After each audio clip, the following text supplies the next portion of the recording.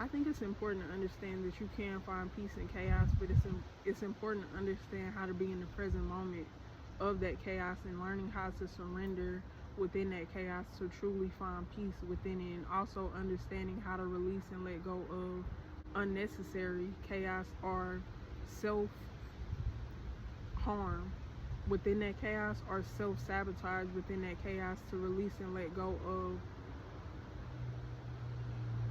chaos that you can control, because there is chaos that you can control and there is chaos that you can't control, and you just have to allow yourself to surrender to, or understanding that it is what it is. And I think it's important to understand the difference between the chaos that you can control and the chaos that you just have to surrender to and let it be what it is. And I think that the chaos that you can control is the people in your environment, releasing and letting go of the people in your environment that bring you chaos, that always bring you the drama, that always bring you the latest drama of somebody else's life, that always brings you, that's always projecting onto you and trying to reiterate the pain that you have been through, or the pain that you are dealing with, or the pain that hasn't even happened to you yet, but they're projecting onto you that it might happen. Releasing and letting go of those people and setting boundaries with those people to where you are limiting access to you in your conversation with those people, or understanding how to release and let go of situations and walking away and allowing yourself to detach from unnecessary chaos when it comes to money matters as well. Understanding if a job is bringing you pain, chaos, anxiety, all those different fears, or whatever the case may be, understanding how to find a different job, or walking away and understanding that you have the power and the control to walk away, to understand that you have more power than you are giving yourself credit for. How to find a different job, or how to walk away from that altogether, and really understanding what your purpose is and putting more attention and focus into that instead of focusing on, because also a lot of the times if a lot of chaos is going on, that's a clear indication that that might not be the space for you as well. So I think it's important to understand how to be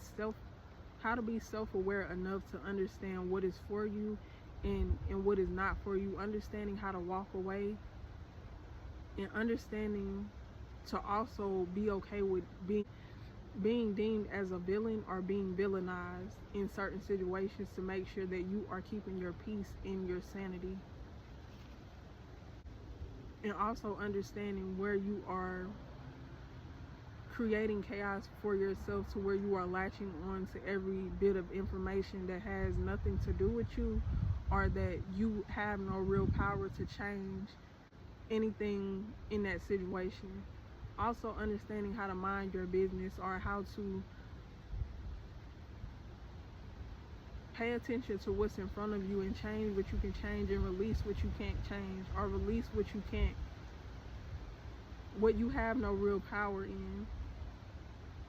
And also understanding that other people's problems are not your problems. If you can't really genuinely help them other than adding on to their problems, then you cannot help them. And it's okay to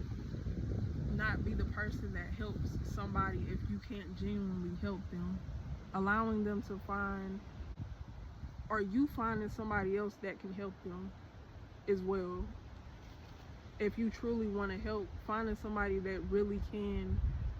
put them in a position to where they can truly help them, or doing everything in your power to help. And if you can't, and after that, allowing yourself to step back and step away and allow that to work in the ways that it's working. Because if the whole world were to, I think it's important to understand that helping you first is the best help that you can give somebody else. Because even on an airplane, if the airplane is crashing, it tells you to get some oxygen for yourself before you help the next person. So I think it's important to understand that when a lot of chaos is going on in your life, to focus on the present moment and what you can do for yourself first. And then when you are on a stable foundation, then bring those other people, or share that information with others so that they can bring themselves to a stable foundation as well. Or give what you can give from what you've built for yourself. I think it's important to understand that when it comes to chaos, a lot of the times you want to help somebody else when you're still in chaos, but I think it's important to understand to fix your mental and your emotional state first so that you can really be a stable foundation for somebody else. Or when it comes to finances, making sure that before you help somebody else with their finances, that your finances are together, that you're able to eat, that you're able to make sure that your priorities are straight first, so that way you're not coming from a space that now those people owe you. When you give, you want to give from a space of abundance, so that way you're not expecting an arm and a leg from somebody else, because you basically gave them your all and you're giving from an empty cup. You want to make sure that you're giving from a full cup, an overflowing cup, so that way you're not missing anything that you have let go of, to where you are putting so much pressure on that next person to show up for you when they are empty themselves.